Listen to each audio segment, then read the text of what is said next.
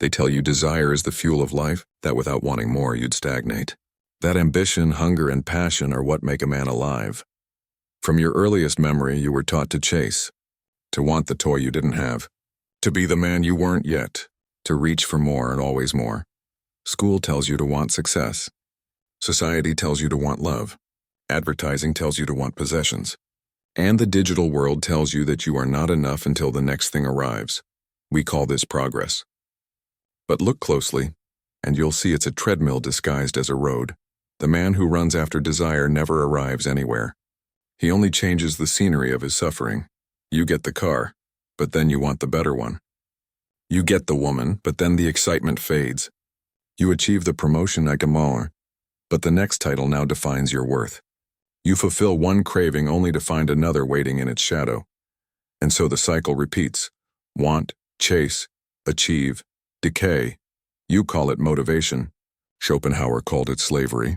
All striving springs from want, from deficiency, from dissatisfaction with one's condition. It is therefore suffering as long as it is not satisfied. Society glorifies this suffering. It makes it look noble. You're supposed to want more, they say.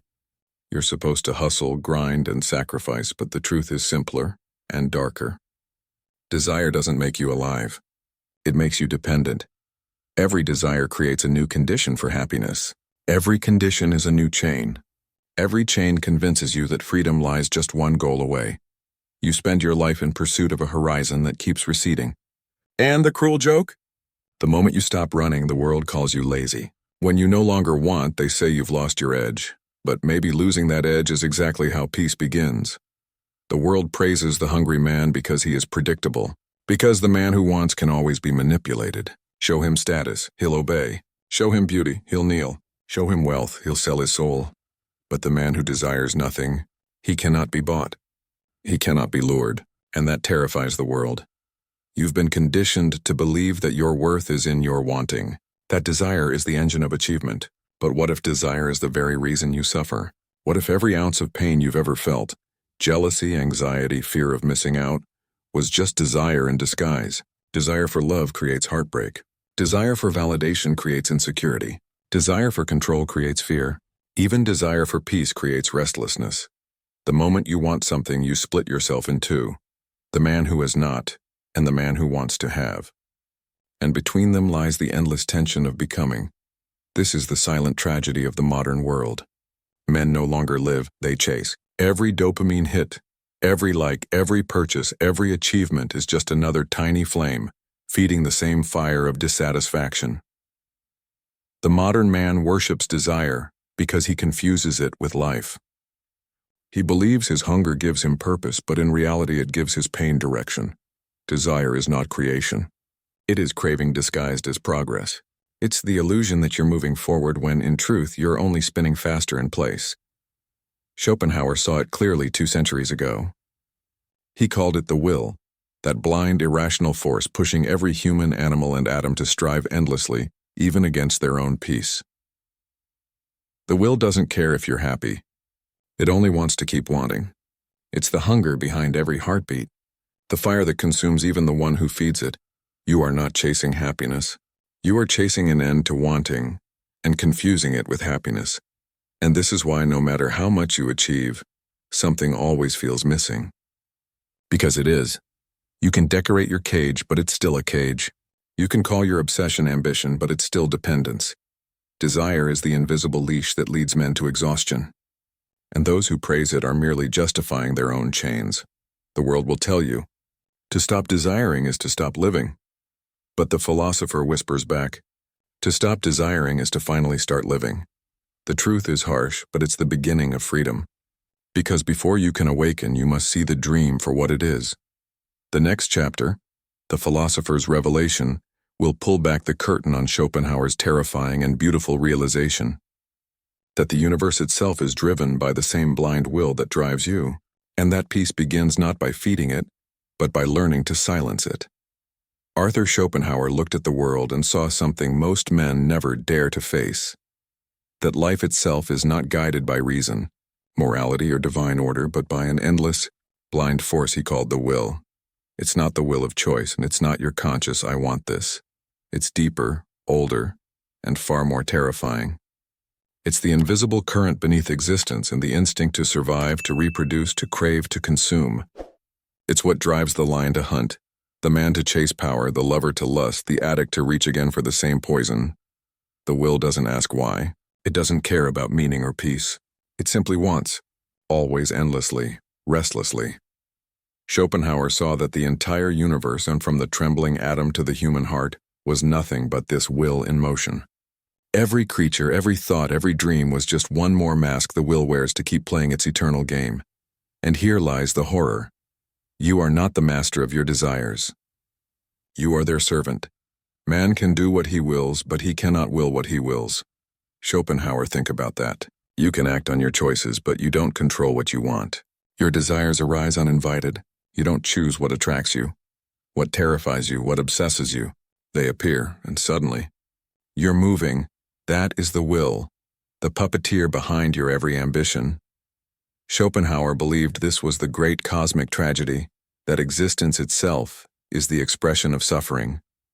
To exist is to want is to lack, and to lack is to suffer. So long as the will stirs within you, you are condemned to restlessness. You climb one mountain only to see another. You reach one goal only to feel emptier than before. Because the will doesn't seek fulfillment, it seeks continuation. It keeps you alive, not satisfied. This is why happiness fades the moment you feel it. It was never meant to last. Pleasure is only the brief silence between two screams of desire. The life of every individual is a tragedy, written by the hand of nature. Schopenhauer to Schopenhauer, optimism was not enlightenment, it was delusion.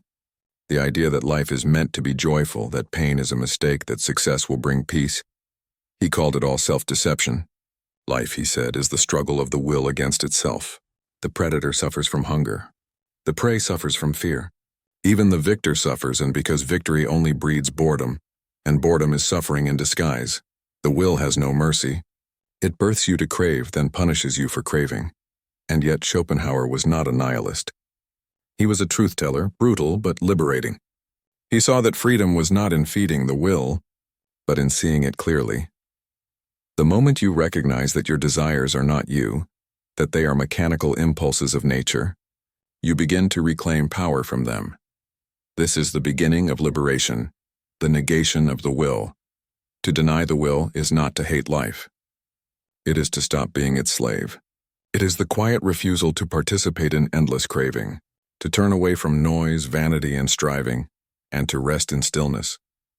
Schopenhauer found this wisdom not in the West, but in the East.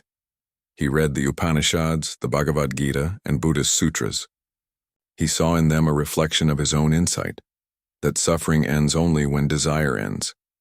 He who is free from desire stands beyond both pleasure and pain. Bhagavad Gita in A World Obsessed with Movement. Schopenhauer preached stillness. In a culture that worships ambition, he declared renunciation. And in an age of noise, he sought silence. To most men, this sounded insane. To stop desiring seemed like death itself. But Schopenhauer knew, what we call death is often just the death of illusion. Because when the will goes silent, life doesn't end. It deepens. You begin to experience existence not as something to chase, but something to behold.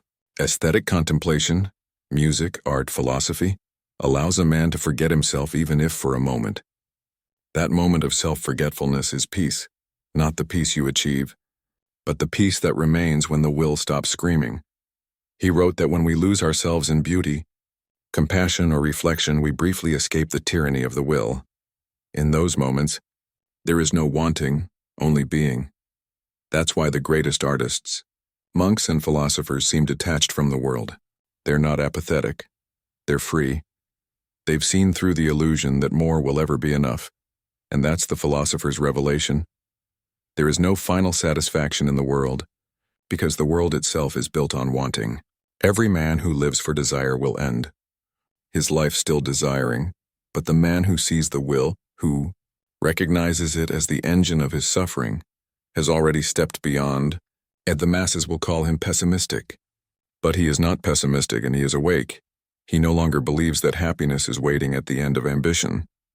He no longer believes that love, wealth, or fame will quiet the storm. He knows that the storm is the will, and the only peace. is to stop feeding it. This is where Schopenhauer turns from philosopher to prophet, because what he saw 200 years ago is what defines our world today. We live not as men, but as extensions of the will, infinitely wanting, infinitely consuming, never resting.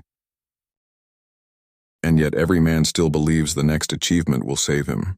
It never does, because the will never sleeps. The next part, the hidden psychology, exposes how deeply this force governs modern men, how dopamine, technology, and modern culture have turned Schopenhauer's ancient insight into a scientific reality, that our suffering is not accidental, it's engineered. Schopenhauer spoke of the will, that invisible force that compels all life to crave, to reach, to suffer.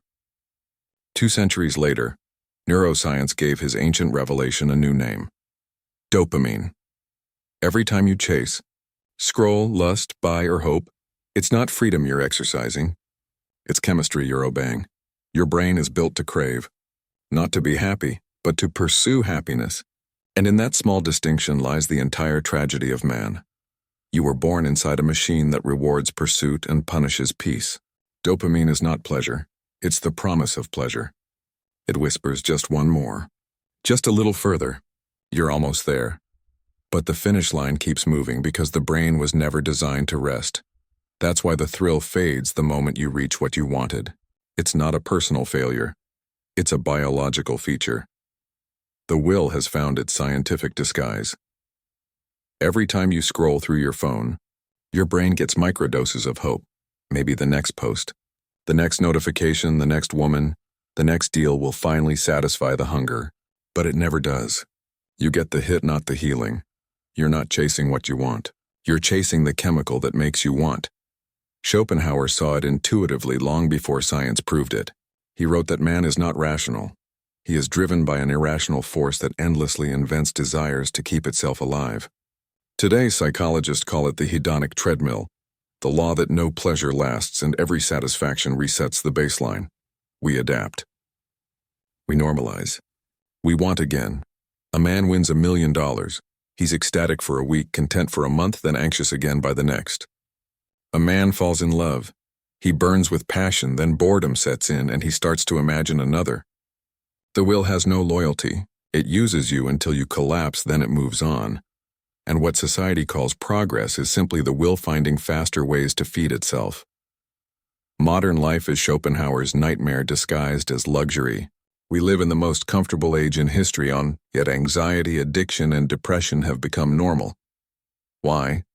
Because comfort doesn't silence desire. It amplifies it. The less we suffer externally, the more the will turns inward. We start craving novelty, validation, stimulation. We can't sit still because silence exposes the truth. There's nothing left to chase, and that terrifies us. Our entertainment, our relationships, our ambitions, they've all been hijacked by the same ancient mechanism. The will has evolved from instinct into infrastructure. Corporations study your dopamine cycles better than you study yourself. Your desires are no longer private. They're monetized. The algorithm doesn't care about your soul. It cares about your attention. It keeps you craving, scrolling, buying, because the will has been weaponized. It now wears the mask of capitalism. You think you're chasing pleasure, but in reality you're being farmed by your own mind. Schopenhauer warned that man would forever be torn between boredom and pain.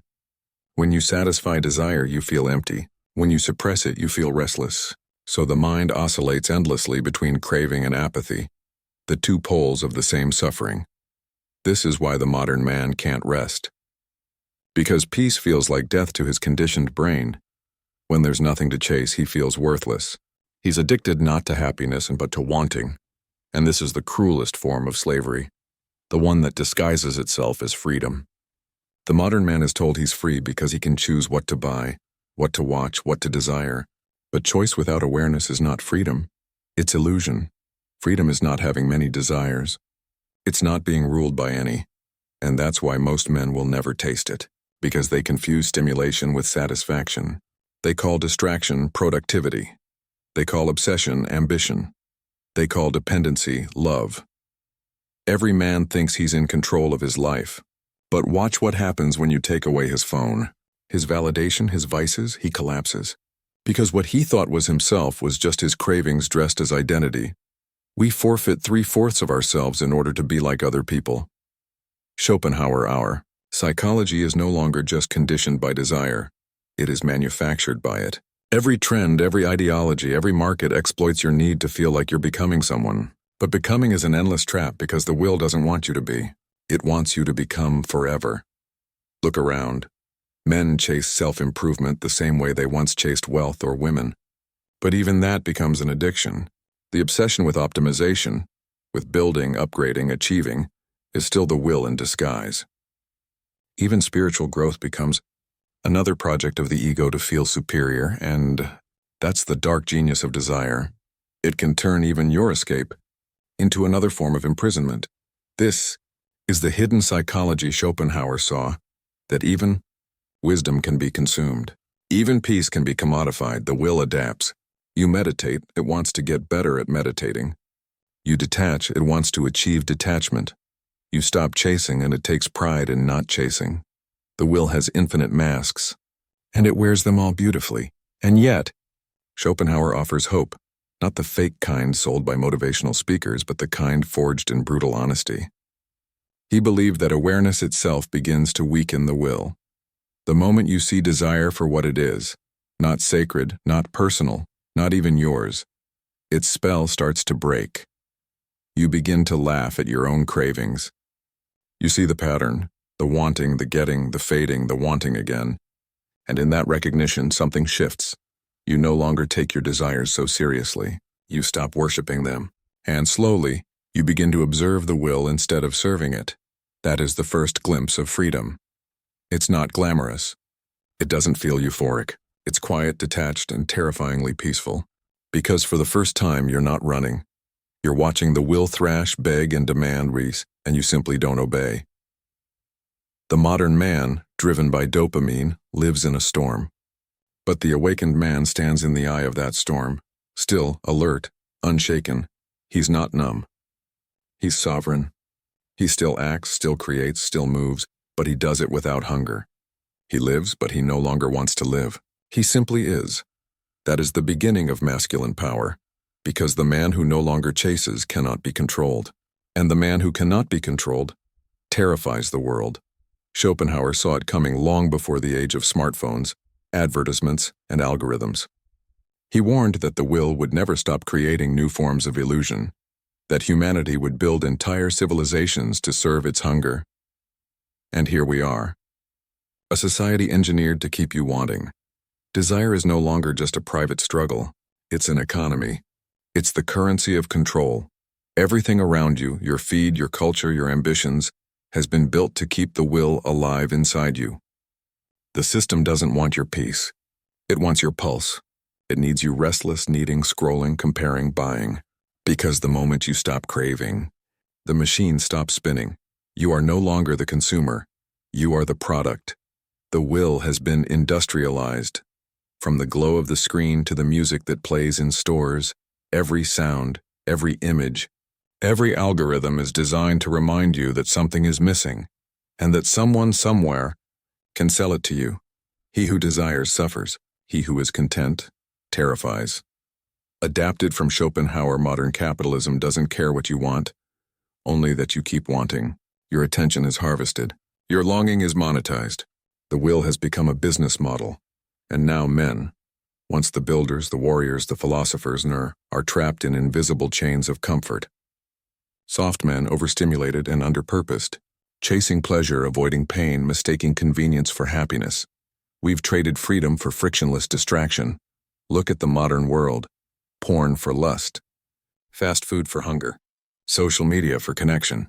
Luxury for meaning. Every human instinct has been simulated and sold back to you, but nothing satisfies. Because imitation cannot fulfill the original hunger. You get the stimulation, not the substance. You get the image, not the intimacy. You get the performance of life, not the experience of living. And so, men rot behind glowing screens, scrolling through digital desires that never arrive. Schopenhauer called this the pendulum of life, swinging endlessly between pain and boredom. When desire is unfulfilled, we suffer. When it is fulfilled, we feel empty. So the will ensures we never stay in either state for long, always moving, always craving, always restless. In today's world, this pendulum has become a blur. Technology made it faster, louder, and more profitable. You can experience 50 emotional highs and lows before breakfast. None of them real, all of them exhausting. The modern man wakes up tired, not because his body is weak, but because his mind is overfed. He's consumed more stimulation in a day than a man a century ago did in a month, but he calls it progress. We built a civilization of comfort and discovered a generation that can't find meaning. We eliminated struggle and created anxiety. We connected the world and made everyone lonelier. Because without suffering, the will turns inward and devours the self. The fire that once built empires now burns silently inside the mind. This is why so many men feel lost, directionless, and quietly enraged. Because their will has no noble outlet. They were built to fight, to build, to protect, to transcend. But in a world without challenge, their energy becomes self-destructive. Porn becomes their conquest. Wealth becomes their religion. Attention becomes their war. And yet, every victory feels hollow. Because it is. The world sold men the illusion of freedom while chaining them to craving. The freedom to choose your poison is not liberation. It's refined slavery. Schopenhauer said the will is like a fire. It consumes everything, including the one who feeds it. And our modern society is a bonfire of desire. Every commercial tells you you're not enough. Every influencer says you could be more. Every screen whispers, keep watching. And so, the average man burns, smiling as he disintegrates. We glorify overwork and call it ambition. We glorify pleasure and call it happiness. We glorify tolerance for mediocrity and call it peace.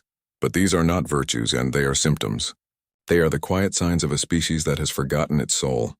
You see, the greatest victory of the will was convincing you that desire equals life, that without constant motion, you would disappear. But motion without direction is not living. It's drowning. And men are drowning. In options, in noise, in dopamine, in meaninglessness. Dying of thirst in an ocean of stimulation. Schopenhauer's philosophy is a mirror for our age. It exposes the hidden suffering beneath the polished surface. He would look at our civilization and see not success but madness.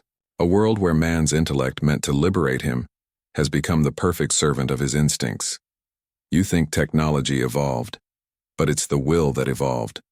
It found new ways to replicate itself through machines, markets, and memes, and the modern man stands in the middle of it, tired, anxious, and disconnected from his own essence.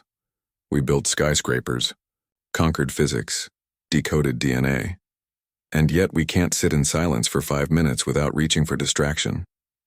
That is the measure of our enslavement. We've made suffering optional. And yet, suffering has multiplied. We've made pleasure instant, and yet joy has vanished. We've made connection universal, and yet no one feels seen. The will has not been destroyed. It's been digitized. It's now coded into the architecture of your attention span.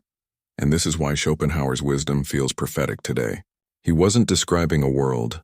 He was describing the human condition. We just perfected the machinery of it.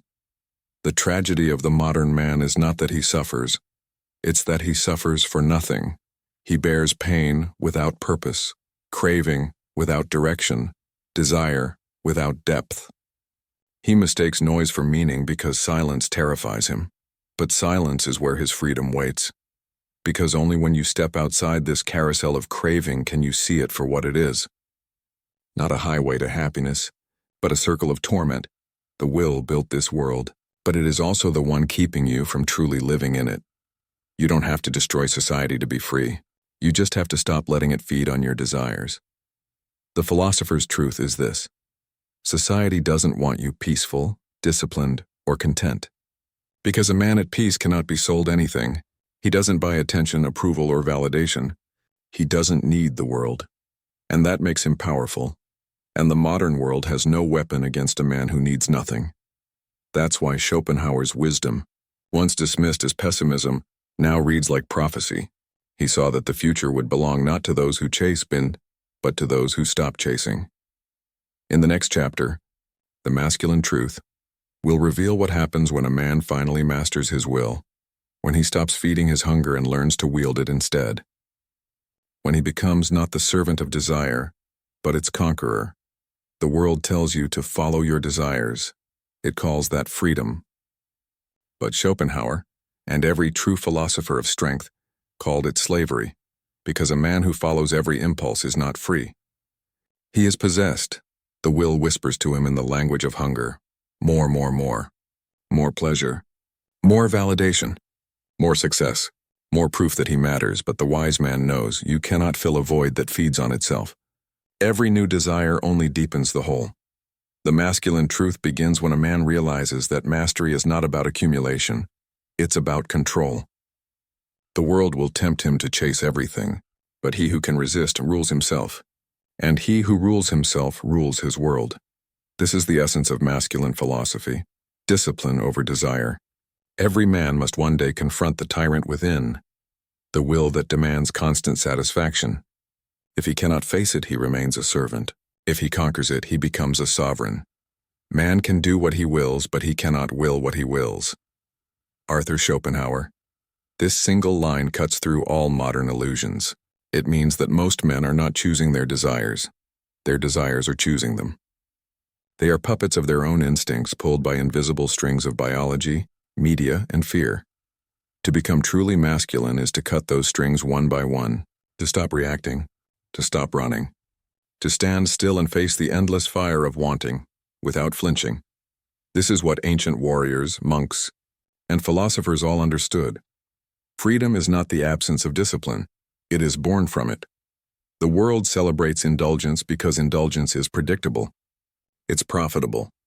A man who indulges will always need the next hit, the next thrill, the next distraction.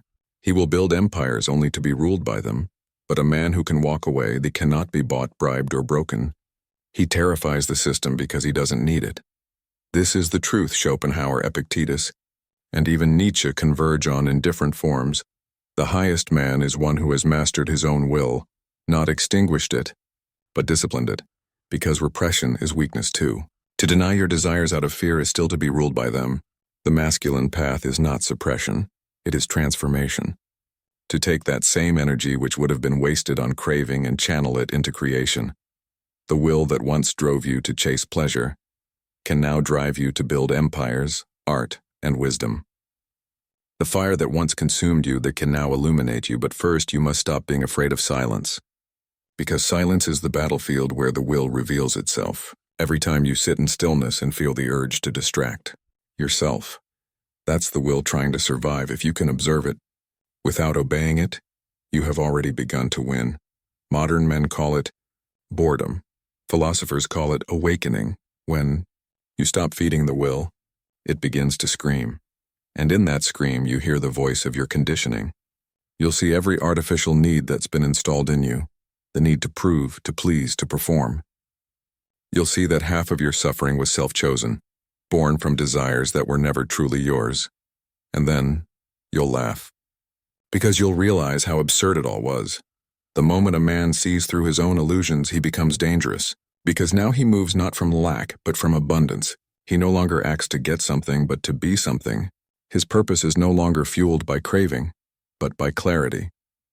This is the man Schopenhauer called the ascetic in spirit. Not a monk hiding from life, but a warrior who has conquered it internally. He moves through chaos untouched, because he no longer needs the world to be anything for him. He can enjoy pleasure without being possessed by it. He can hold power without being enslaved to it. He can love without needing to own. He can suffer without becoming bitter, because he no longer confuses desire with direction. The modern man believes happiness comes from getting what he wants. The wise man knows peace comes from wanting less. Every man must one day choose. Will he live as a slave to his impulses, or as a master of his mind? And that choice is made not once, but every day. In every temptation resisted. In every comfort refused. In every moment he chooses stillness over stimulation. Discipline is not punishment, it is purification. It burns away the illusions until only the essential remains. And what remains is terrifying to the weak. Because it is truth. When a man learns to live without the noise, the chaos, the constant craving, he meets himself for the first time. He realizes that peace was never the absence of desire. It was the mastery of it. That's why Schopenhauer, despite his pessimism, offers a path of liberation. He teaches that to transcend suffering, one must not fight the will with more desire, but dissolve it with understanding. When you see desire for what it is, a restless illusion, you stop being its victim. You stop chasing and start observing. And from that observation, strength is born. This is the masculine truth. The man who conquers others is powerful. But the man who conquers himself is unstoppable. His mind becomes a fortress. His emotions become his allies. His desires become his servants. He doesn't suppress his instincts, he commands them. He doesn't run from the fire, he becomes it. That is the final form of masculine evolution. Not a man free from desire, but a man free within desire. Able to walk through temptation untouched, through chaos unbroken, through suffering unshaken. Because when the will no longer rules him, he becomes the ruler of himself. And that, Schopenhauer knew, is the only real victory this world allows. In the next and final chapter, The Price of Wisdom, we'll confront what that victory costs, the loneliness, detachment and silent power that come with liberation. Because freedom, as every true philosopher knows, is not free. It demands everything that once made you human and gives you something greater in return. Every man reaches a point where he must decide, will I continue to feed my desires, or will I confront them? Because the truth is, the will cannot be destroyed. It is the fire that keeps existence burning, but it can be mastered. And mastery begins the moment you stop negotiating with your impulses. Breaking free doesn't mean running away from the world. It means no longer being ruled by it. To live in a society engineered to keep you craving, yet remain inwardly still, that is the rarest form of rebellion. So how does a man begin to break free from the tyranny of desire? Not through resistance, not through repression, but through observation. We can do what we will, but we cannot will what we will. Schopenhauer. The first step is to see the will at work inside you, to notice how often you are moved by things you never consciously chose. That craving for validation, that need to check your phone, that sudden envy when another man wins. Every one of these is the will trying to trick you into movement, to keep you restless, distracted, and unsatisfied. Awareness is the sword that cuts its strings. When you watch your desires without obeying them, you weaken them. When you feed them, you strengthen them. Every click, every scroll, every indulgence, and another drop of fuel. Every pause, every refusal, every silence, not another inch of freedom. This is not a comfortable process. The will fight back. It will whisper, you deserve it. It will seduce you with pleasure and comfort. But remember, that voice isn't you. It's the part of you that fears peace because peace is its death. Modern men have been trained to confuse peace with boredom. They think if they're not stimulated, they're dying. But boredom is the doorway to awakening. It's the will losing its grip. If you can sit with boredom, if you can let it burn through you without reaching for distraction, something powerful happens. You begin to see how artificial your hunger really was. This is what Schopenhauer called the quieting of the will. It's not suppression. It's the realization that most desires are illusions projected by the mind to escape the present. The second step, discipline through abstinence. Not as punishment, but as purification. Every form of indulgence you deny becomes energy you reclaim. When you fast, you reclaim your hunger. When you abstain, you reclaim your desire. When you stay silent, you reclaim your mind. This is why every great philosopher, warrior, or monk practiced restraint. Not to suffer, but to see. To separate what is necessary from what is noise. Discipline is not about saying no to life. It's about saying yes to truth. Because when you remove everything false, what remains is real power, the kind that doesn't depend on anything outside you. The third step, redirect the will. You cannot kill energy, but you can transform it. The same fire that once fueled your addictions can fuel your purpose. The same hunger that made you chase women, wealth, and attention can make you build empires, art, or philosophy. You don't suppress desire, you sublimate it. You take the chaos of your instincts and forge it into direction. A man who channels his will is unstoppable. He doesn't chase pleasure, he builds meaning. He doesn't beg for validation, he earns respect. He doesn't fear solitude. He uses it to sharpen his mind. This transformation requires solitude, because you cannot hear your own voice while drowning in noise. Every man who has ever found truth withdrew first. Nietzsche went to the mountains. Marcus Aurelius wrote in silence. Schopenhauer lived alone with his dog, far from the clamor of society. Solitude is not loneliness, it's confrontation. It's where you face the monster of your own mind and learn to stand unshaken before it. Because until you can be alone without craving escape, you are not yet free. In solitude, you will see how much of your life was performance. You'll see the masks you wore to be liked, the games you played to feel alive. You'll see that most of your pain came not from lack, but from chasing illusions. And when you finally stop running, a strange calm enters your life. A silence so deep it feels like death at first. But it's not death, it's liberation. The will has lost its control. From that silence, real life begins. The fourth and final step. Accept the cycle, but don't be trapped by it. Desire will always return. The will never dies completely, but now you know its tricks. You see its nature, and that awareness gives you choice. You may still desire, but you will no longer believe in the promise of desire. You will enjoy pleasure without expecting salvation from it. You will chase goals, but not as a slave, as a craftsman shaping meaning from chaos. That's the paradox of freedom. You don't escape the will by destroying it, but by dancing with it consciously. You become like a sword balanced on fire, sharp, untouchable, alive. Schopenhauer once wrote that peace belongs only to those who have seen through the illusion of striving. He called it resignation, but in truth it is victory, because to see the game is to no longer be ruled by it, and that is how a man breaks free, not by escaping the world, but by seeing through it. In a world that worships craving, stillness becomes rebellion. And in that rebellion you become something the modern world fears most, a man who needs nothing. Freedom is expensive, not in money, but in meaning, because to awaken from the illusion of desire is to lose what once made you feel alive. When you stop chasing, the world grows quiet, too quiet. The noise that once filled your days, the thrill, the chaos, the hunger, fades away. And what replaces it is silence, a silence so deep it almost feels like loss. This is the price of wisdom. You no longer believe in the same lies that keep others warm. You see through the illusions that make the world tolerable. And that vision, while liberating, is also isolating.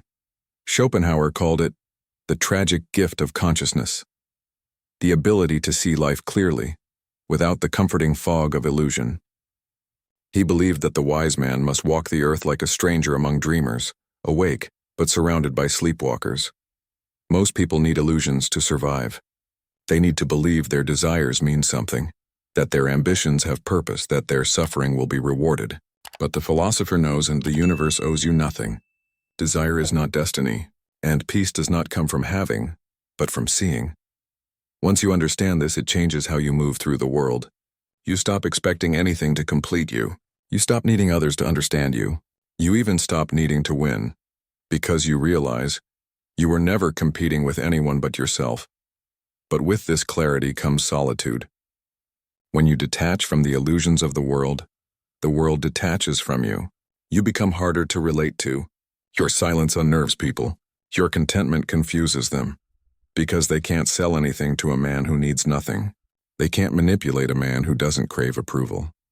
They can't control a man who isn't chasing pleasure or fleeing pain. This is the quiet strength of the awakened man. He is untouchable. Not because he's cold, but because he's free. He still feels love, joy, and pain, but they no longer rule him. He still walks among men, but his roots are elsewhere. He sees life as Schopenhauer did, a brief dream played out by the will, and yet he walks it with grace, not bitterness. Because once you see the illusion, you can finally play the game without believing in it. You can build, love, and create, not because you must, but because you choose to. That is real power, the ability to engage fully while remaining inwardly detached. But make no mistake, this power comes at a cost. The cost is belonging, because the world belongs to the sleepers, and you, the awake, must walk through it alone. Yet that loneliness is sacred. It is the silence of the warrior after battle. It is the calm of a man who has faced himself and no longer fears what he sees. This solitude is not emptiness. It is space. Space for truth, for discipline, for peace. It's where wisdom ripens into serenity. The world will call you detached. They will say you've changed. And they'll be right. Because once you've tasted inner freedom, you can never return to the old illusions. You've seen too much. But here lies the paradox. When you stop needing the world starts to come to you. When you stop begging for attention, people start to listen. When you stop craving love, you become magnetic. Because calmness is rare. And in a society of craving, peace becomes power. That's the final truth Schopenhauer leaves us with. The man who conquers desire doesn't escape life. He transcends it. He becomes the calm eye in the storm, unshaken, silent, and sovereign. The price of wisdom is solitude. But the reward of monas is sovereignty. And in a world ruled by craving, the man who masters himself is already a king. Now the choice is yours. Will you continue to feed the endless cravings of the will like millions of men trapped in invisible chains? Or will you pause, observe, and reclaim your mind? Start small. Sit in silence. Deny the distractions that control you. Face the urges you've ignored. Every temptation resisted is a victory. Every moment of stillness is power. Every step you take away from craving is a step into sovereignty. The world will try to pull you back. Your friends, your habits, your own instincts, all conspiring to keep you asleep. But the man who masters himself is untouchable. He walks calmly, moves decisively, and fears nothing. So begin today. Stop obeying the fire. Become the fire. Detach, observe, redirect, and rise above. Because a man who no longer chases rules, and in a society of slaves to desire, the awakened man becomes a king.